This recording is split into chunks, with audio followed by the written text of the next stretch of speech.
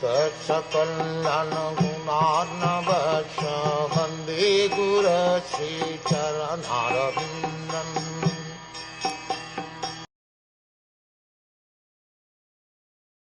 We have just begun the performance of this fruitive activity, a sacrificial fire, without certainty of its result due to the many imperfections in our action. Our bodies have become black from the smoke, but we are factually pleased by the nectar of the lotus feet of the personality of Godhead, Govind, which you are distributing. The sacrificial fire kindled by the sages of Naimisharanya was certainly full of smoke and doubts because of so many flaws. The first flaw is that there is an acute scarcity of expert Brahmans able to carry out such performances successfully in this age of Kali. Any discrepancy in such sacrifices spoils the whole show, and the result is uncertain. Like agricultural enterprises, the good result of tilling the paddy field depends on providential rain, and therefore the result is uncertain.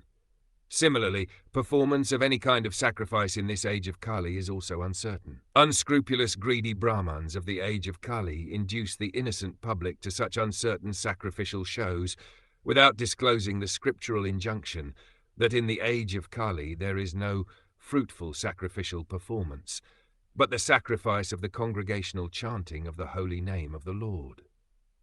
Sutta Goswami was narrating the transcendental activities of the Lord before the congregation of sages, and they were factually perceiving the result of hearing these transcendental activities.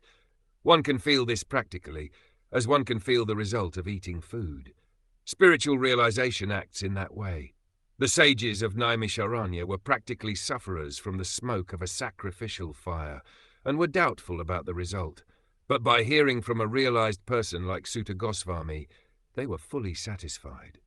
In the Brahm Vaivat Puran, Vishnu tells Shiva that in the age of Kali, men full of anxieties of various kinds can vainly labor in fruitive activity and philosophical speculations, but when they are engaged in devotional service, the result is sure and certain, and there is no loss of energy.